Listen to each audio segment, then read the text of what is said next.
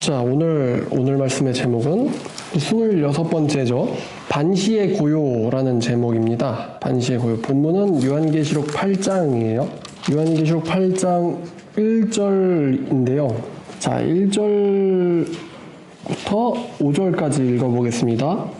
일곱째 인을 떼실 때에 하늘이 반시쯤 고요하더니 내가 보매 하나님 앞에 일곱 천사가 서 있어 일곱 나팔을 받았더라. 또 다른 천사가 와서 제단 곁에 서서 금향로를 가지고 많은 향을 받았으니 이는 모든 성도의 기도와 합하여 보좌 앞 금제단에 드리고자 함이라. 향연이 성도의 기도와 함께 천사의 손으로부터 하나님 앞으로 올라가는지라. 천사가 향로를 가지고 제단에 불을 담아다가 땅에 쏟음에 우레와 음성과 번개와 지진이 나더라.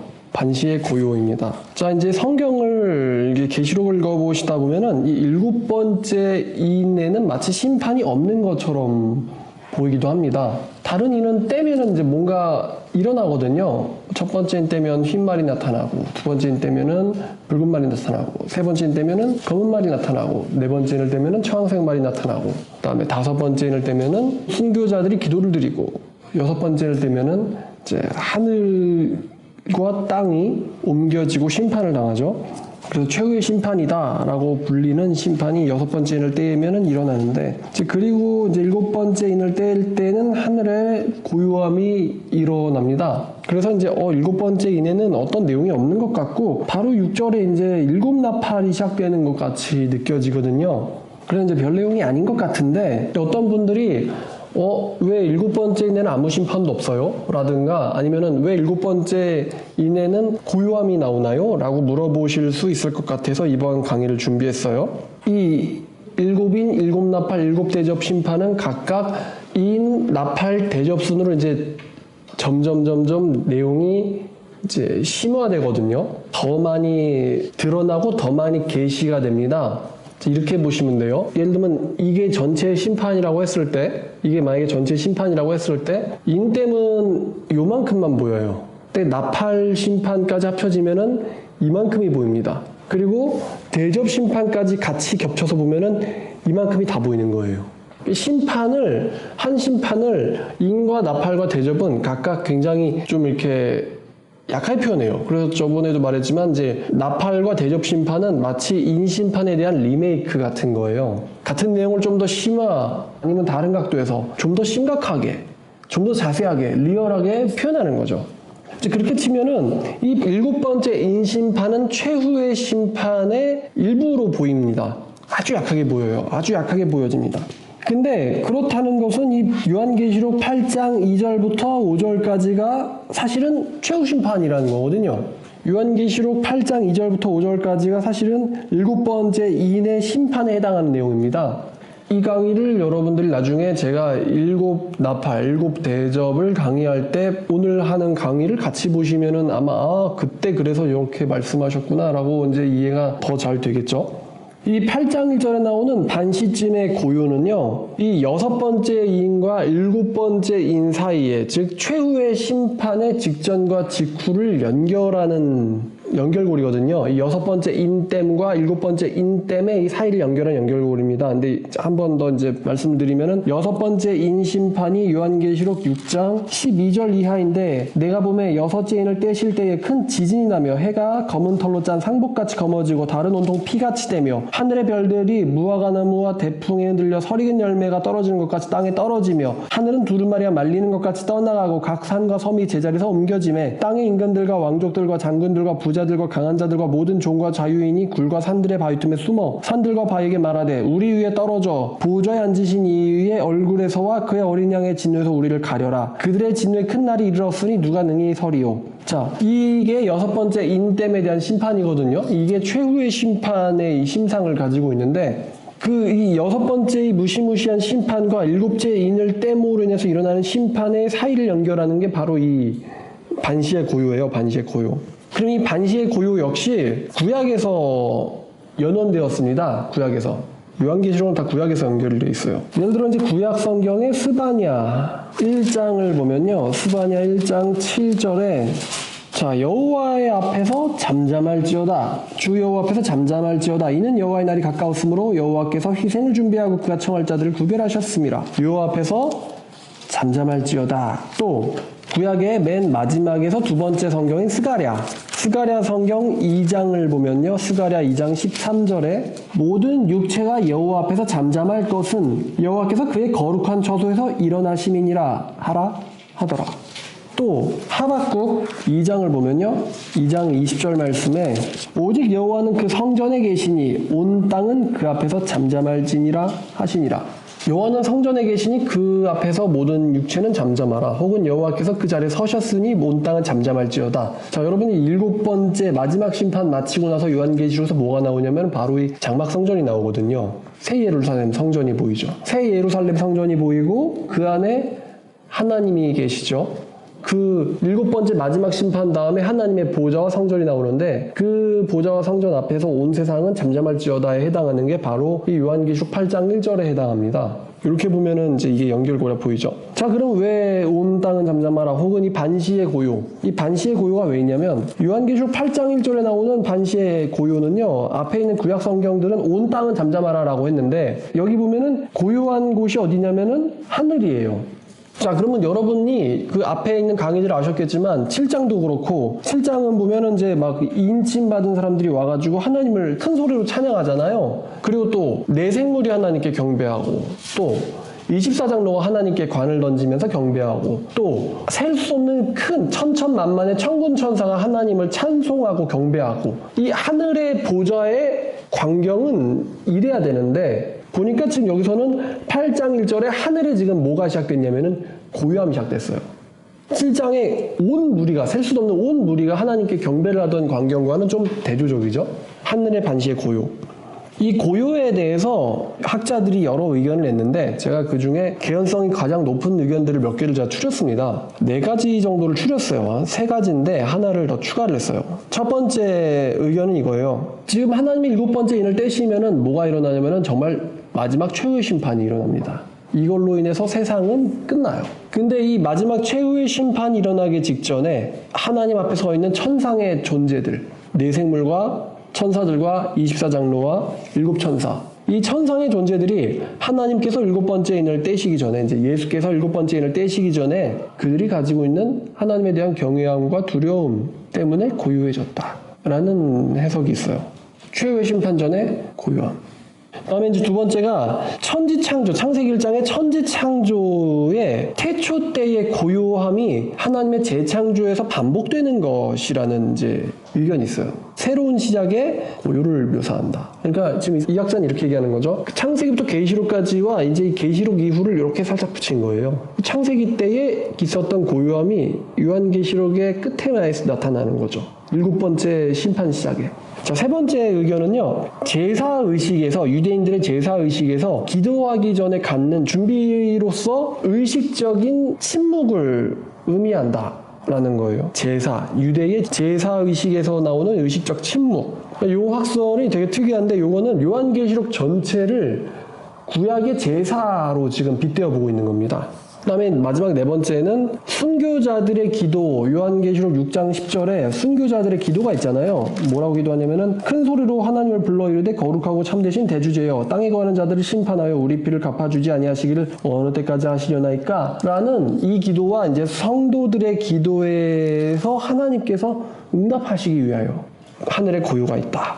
순교자들의 기도의 요청을 하나님께서 응답하시기 위하여 이 왁자지껄이 반시쯤 조용해진 거예요. 그 응답이 최후의 심판이라는 거죠. 7번째 인 땜.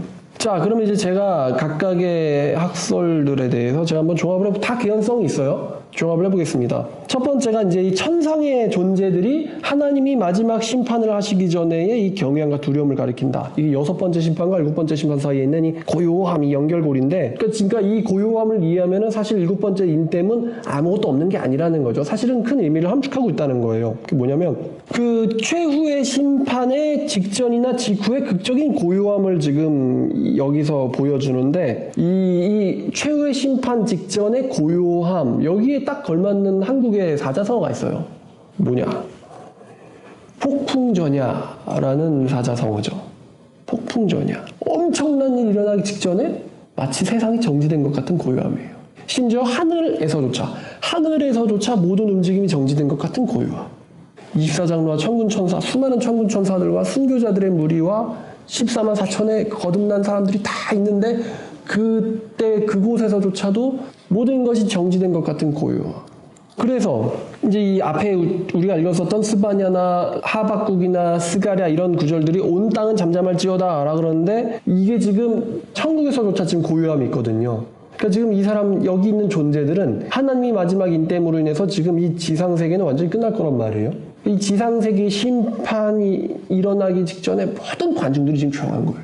지금 여기서 주인공은 어린 양입니다. 어린 양이 마지막 인을 떼면 끝나요. 근데 어린 양이 마지막 인을 떼기 직전에 모든 관중들이, 관객들이 숨이 멎은 듯한 고요. 이런 느낌이에요. 마지막 최후의 심판이니까. 그리고 또 6번째 심판으로 파괴된 게 하늘과 땅입니다. 모든 것들이 파괴되고 나서의 고요함. 마치 예를 들면은 핵미사일이 떨어져가지고 한 도시를 파괴한다 해요. 엄청난 소리와 굉음과 열이 발생하면서 싹 초토화시키겠죠? 그 다음에 있을 모든 생물들이 초토화됐기 때문에 느껴지는 고요함. 이런 것과도 연관되어 있어요. 계시록 18장 21절에 제가 언급한 초토화 이후의 고요함이 한 번 언급이 돼요. 18장 21절을 보면요. 이에 한 힘센 천사 큰 맷돌 같은 돌을 들어 바다에 던져 이르되 큰 성 바벨론이 이같이 비참하게 던져져 결코 다시는 보이지 아니하리로다. 최후의 심판 때 할 수 있는 얘기죠. 그리고 나서 또 거무고 타는 자와 풍년하는 자와 퉁소 부는 자와 나팔 부는 자들의 소리가 결코 다시 네 안에서 들리지 아니하고 어떠한 세공업자든지 결코 다시 네 안에서 보이지 아니하고 또 맷돌 소리가 결코 다시 네 안에서 들리지 아니하고 등불빛이 결코 다시 네 안에서 비치지 아니하고 신랑과 신부의 음성이 결코 다시 네 안에서 들리지 아니하리로다. 결코 네 안에서 어떠한 소리도 없을 것이다. 이건 파괴됐기 때문에.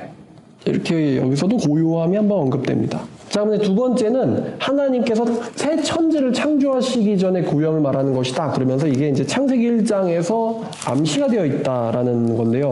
창세기 1장 2절, 1절, 2절 보니까 태초 하나님이 천지를 창조하시니라 땅이 혼돈하고 공허하며 흑암이 깊음 위에 있고 하나님의 영은 수면 위에 운행하시니라. 자, 이 2절 말씀을 봤을 때 땅이 혼돈하고 공허하며 흑암이 깊음 위에 있고 하나님의 영은 수면 위에 운행하시니라. 자, 혼돈, 공허, 흑암, 깊음, 수면. 이 느껴지는 심상이 왁작지껄 시끌벅적이에요? 아니면 고요함입니까? 고요함이죠. 이 고요함이 있고 나서 그 다음에 3절에 하나님 이르시되 빛이 있으라. 빛이 있으라. 이 창세기 1장 2절이 이 고요함이라는 심상을 갖고 있어요. 혼돈, 공허, 흑암, 깊음. 이 구절이 갖고 있는 이 공허함. 하나님이 창조를 시작하기 전에 가지고 있던 온 세상의 고요함을 가리킨다라는 게 이 두 번째 의견입니다. 직접적으로 고요함이란 단어는 안 나오죠. 심상이 준다는 거죠. 의미지가. 자, 그다음 세 번째 약설은 제사의식에서 기도하기 전에 의식적 침묵, 고요함을 의미한다라고 하는데 이거는요. 요한계시록 전체를 구약의 제사로 지금 묘사하는 거예요. 구약의 제사. 그러면 유대인들의 그 미시나를 보면요. 이 미시나가 이제 유대인들의 전통 같은 게 기록된 거거든요. 우리가 성경으로는 보진 않지만 전통. 이 미시나에 보면요. 유대인들의 예배 순서가 나와 있는데 이래요. 먼저 일곱 등잔을 준비해요. 닦고 기름을 넣고 일곱 등잔을 준비한 다음에 제물인 양을 도살합니다. 그 다음에 이제 도살한 양의 피를 제단 아래에다가 부어요. 그 다음에 침묵과 기도 시간을 가지고 그 다음에 향을 피웁니다. 그 다음에 이제 나팔 소리와 함께 번제의 전제를 드리고요. 마지막 6번째로 하나님을 시편 찬송을 부르면서 제사의식을 마쳐요. 자, 그러면 첫 번째 일곱 등잔을 준비한다 그랬는데 여러분 요한계시록의 일곱 등잔에 대한 이야기가 요한계시록 1장, 2장, 3장에 나옵니다. 일곱 등잔이 뭡니까? 계시록에서는 교회를 가리키죠. 일곱 등잔을 준비합니다. 1장, 2장, 3장에서. 두 번째는 어린 양을 죽이죠. 근데 이 어린 양을 죽이는 게 요한계시록 5장 6절에 등장하죠. 5장 6절에 일찍이 죽임당한 어린 양이 서 있다. 보좌와 내생물과 장로들 사이에 죽임당한 어린 양이 등장하죠. 그 다음에 제단 아래에다가 제물의 피를 붓는다 그랬는데 제가 이거를 다섯 번째 인땜에 대해서 제가 강의할 때 얘기를 했어요. 그게 요한계시록 6장 9절 이야기죠. 6장 9절에 제단 아래에 죽임당한 순교자의 인이 있다. 그럼 이 죽임당한 순교자의 위치가 왜 제단 아래냐? 이 제단 아래가 피가 부어지는 자리라 그랬어요. 그 제단 아래에 순교자들의 영혼이 있다. 그럼 이게 이제 제단 아래에 제물에 피를 붓는 이야기를 연결을 하고 있고, 그 다음에 이제 나오는 게 8장 1절에 나오는 침묵과 기도 시간이 지금 8장 1절이죠. 그 다음에 이제 향을 드리기인데, 이 향을 드리는 게 바로 8장 3절에 나오죠. 향을 받았으니 이는 모든 성도의 기도와 합하여 보좌 앞 금제단에 드리고자 함이라. 향연이 성도의 기도와 함께 천사의 손으로부터 하나님 앞으로 올라가는지라. 천사가 향로를 가지고 제단에 불을 담아다가 땅에 쏟음에 우려음성과 번개와 지진이 나더라. 자, 그 다음에 이제 다섯 번째가 나팔 소리와 함께 드디어 이제 제사를 시작하는 거죠. 번제와 전제를 드린다. 그럼 이 나팔 소리는 8장 6절 이하 일곱 나팔을 가진 일곱 천사가 나팔 불기를 준비하더라. 가 지금 연결되죠. 그 다음에 제사를 마치고 하나님을 찬송하면서 이제 제사가 마무리되는데, 그 하나님을 찬송하는 게 드디어 이제 새 예루살렘에서 성도들이 하나님을 찬양하죠. 성도들이 하나님을 찬양하죠. 혹은 사도 요한이 하나님을 찬양하죠. 하나님의 이 역사를 마무리하면서. 그러니까 요한계시록 전체를 유대인의 제사 제도로 보고 있다라는 건데, 이게 상당히 좀 개연성이 많죠. 재밌잖아요? 이 요한계시록 전체가 제사라는 거. 점점점 뭔가 이렇게 긴박해지고 심화돼지고 점점 스케일도 커지고 무서워지는 어떤 스토리를, 처음에 1장에서 고요한 가운데 예수님께서 갑자기 나타나시더니 촛대가 나오고 도살당한 어린 양이 다시 등장하며 어린 양이 인을 떼면서 심판이 시작되고 고요함이 있고, 그다음에 나팔 소리와 더불어 마지막엔 하나님을 찬송하면서 끝난다. 이 그림을 요한계시록이 가지고 있다라는 거죠. 자, 그러면은 이제 사실 강의는 여기까지입니다. 짧죠? 제가 이제 한 가지를 더 말씀드리려고 해요. 추신, 왜 반시간일까? 이 반시간이라는 게요, 묵시록, 이제 다니엘과 요한계시록에서 반시라는 건요, 성도들의 위기나 아니면 하나님의 심판과 관련이 있습니다. 이 반시가 언제냐면요. 자, 요한계시록 11장에서 두 증인의 예언 사역이 1260일이라고 그러는데, 이거를 때로 바꾸면 이제 3년 반입니다. 3년 반. 두 증인의 예언 사역이 3년 반이고요. 두 번째, 두 증인의 시체가 온 세상에서 전시된 기간이 사흘 반이에요. 사흘 반. 그리고 요한계시록 12장에서 여자의 양육기간이 또 3년 반입니다. 그리고 여자의 양육기간 동안에 사탄이 활동하는 기간 역시 3년 반입니다. 이 반대가 위기나 심판과 관련이 있다고 말했어요. 다니엘에서 요한계시록의 짐승의 일곱 번째 짐승에 해당하는 넷째 짐승의 활동기간이 한때, 두때, 반때입니다. 다니엘 7장 25절이거든요. 7장 25절에 짐승의 활동기간이 한때, 두때, 반때다. 그가 장차 지극히 높으신 이를 말로 대적하며 곧 또 지극히 높으신 이의 성도를 괴롭게 할 것이며, 그가 또 때와 법을 고치고자 할 것이며, 성도들은 그의 손에 붙임바 되어 한때와 두때와 반때를 지내리라. 자, 그리고 다니엘 12장 7절에 성도들의 권세가 깨어지는 기간이 또 한때, 두때, 반때입니다. 12장 7절에 내가 들은즉 그 세마포 옷을 입고 강물 위쪽에 있는 자가 자기의 좌우손을 들어 하늘을 향하여 영원히 살아계시는 이를 가리켜 맹세하여 이르되 반드시 한때, 두때, 반때를 지나서 성도의 권세가 다 깨지기까지이니 그렇게 되면 이 모든 일이 다 끝나리라 하더라. 한때, 두때, 반때. 이 반때는요, 꼭 30분을, 사실은 30분인데 30분이 아니고 30분쯤이에요. 30분쯤, 반시쯤. 고요함이 있다. 반시쯤. 이 쯤인데, 이게 말하는 건 정확한 30분을 얘기하는, 시간적 30분을 얘기하는 게 아니에요. 어린 양이 일곱 번째 인을 떼기 전에 30분 동안 조용했다. 지금 이 말을 주고 있는 게 아닙니다. 우리가 이것을요, 구약에 있는 성경의 심상 가운데서 찾아내가지고 이거를 해석을 해야 돼요. 구약 해석학적 해석을 해야 되는 거죠. 구약 성경 해석적 해석. 그리고 반때가 가지는 의미는 반드시 시간을 의미하는 게 아니고, 이걸 우리가 시간으로 딱 정해버리면 좀 요한계시록이 나타내주고 있는 이 그림이 안 느껴져요. 지금 요한계시록이 우리한테 주고자 하는 정보는 이 반시의 고요가 어떤 영적 의미를 가지고 있는가를 지금 우린 찾아내는 거지, 정확히 30분 동안 하늘이 조용했다 이런 말을 하는 게 아니거든요. 자, 그럼 이제 정리하겠습니다. 제가 이 다음 강의를 바로 이제 일곱 나팔 강의를 들어갈지 아니면 일곱 번째 인땜에 대해서 강의할지는 좀 더 이제 검토를 해봐야겠지만, 아마 그냥 나팔 강의를 들어갈 것 같아요. 왜냐면 지금 사도 요한은요, 의도적으로 7번째 인땜에 대한 심판을요, 축소하고 있어요. 여러분, 7번째는 최후의 심판이라고 말씀드렸죠. 근데 사도 요한은 지금 8장 2절부터 5절을 보면요, 사도 요한은 지금, 야, 이게 최후의 심판이야? 라는 느낌이 전혀 안 들어요. 의도적으로 싹, 순식간에 탁탁 지나가 버렸어요. 3절에 보니까 또 다른 천사가 와서 제단 곁에 서서 금향로를 가지고 많은 향을 받았으니 이는 모든 성도의 기도 앞하여 보좌 앞 금제단에 드리고자 함이라. 이게 지금 이 성도의 기도가 사실은 6장 10절에 성도들의 울부짖음이거든요. 이 울부짖음이 하나님한테 지금 상달됐어요. 향연이 성도의 기도와 함께 천사의 손으로부터 하나님 앞으로 올라가는지라. 하나님께 상달되고 그 상달의 응답이 천사가 향로를 가지고 제단에 불을 담아다가 땅에 쏟음에 우레와 음성과 번개와 지진이 나더라. 7나팔을 가진 7천사가 나팔 불기를 준비하더라. 이렇게 해서 지금 최후의 심판이 이제 쓱 넘어갑니다. 지금 이게 원래대로면은 8장 2절 내가 봄에 하나님 앞에 7천사가 서 있어 7나팔을 받았더라. 이 8장 2절이요 원래 6절 앞으로 와야 돼요. 그렇지 않아요? 하나님 앞에 7천사가 있어 7나팔을 받았더라. 7나팔을 가진 7천사가 나팔 불기를 준비하더라. 원래 이렇게 돼야 되거든요. 근데 사도 요한이 일부러 물타기를 했습니다. 물타기. 원래는 8장 1, 그 다음에 3, 4, 5가 돼야 되거든요. 근데 일부러 사도 요한이 6절에 해당하는 내용을 2절에 배치시킴으로써 8장 3, 4, 5의 최후 심판을 지금 물타기를 해놨어요. 그리고 순식간에 쏙 지나가 버립니다. 이게 요한의 의도예요. 요한이 의도적으로 흐려놨다는 거예요. 왜냐하면 이 의도적인 흐름이 나중에는 의도적인 진면목 보여주기, 흐릿흐릿한 게 한 번에 확 밝히는 거죠. 나팔과 대접 때 이 극적 상황을 묘사하기 위해서 의도적으로 요한이 지금 최후의 인땜을 지금 가렸단 말이에요. 7번째 인땜을 가렸단 말이에요. 저도 그 요한의 의도에 맞춰서 8장 3, 4, 5를 자세하게 다루기보다는 이거를 나중에 7번째 나팔과 7번째 대접 심판에서 같이 얘기를 하면 훨씬 더 이게 극적이겠다.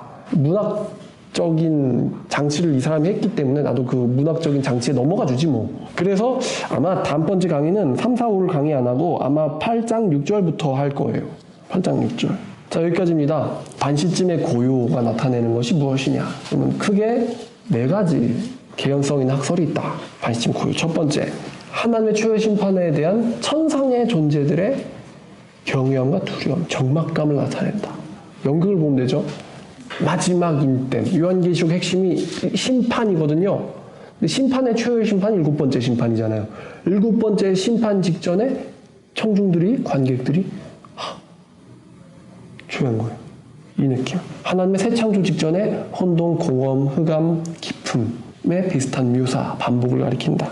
제사의식에서의 기도 때에 가지는 의식적 침묵을 가리킨다. 그 다음에 마지막에 순교자들의 하나님에 향한 한탄, 요청에 있어서의 하나님이 거기에 이제 집중하고 있다라는 응답이죠. 하늘에 자 조용해라. 그 다음에 이제 구약에 있는 거를 좀 가져오면은 여호와께서 성전에 서셨으니 온 땅은 잠잠할지어다. 조용할지어다. 하나님 앞에서 조용할지어다. 자, 재판관이 최후 심판 내기 전에 땅땅 집어서 사일런스 조용 그러면 이제 싹 사일런스는 이거는 재판장이 하는 게 아니죠. 왕이 하는 말입니다. 왕이 왕좌에서 신하들이 웅성할 때 조용 하면 한 번에 싹 조용해지죠. 그런 느낌이에요. 반시쯤 고용했더라. 자, 여기까지입니다. 마치겠습니다.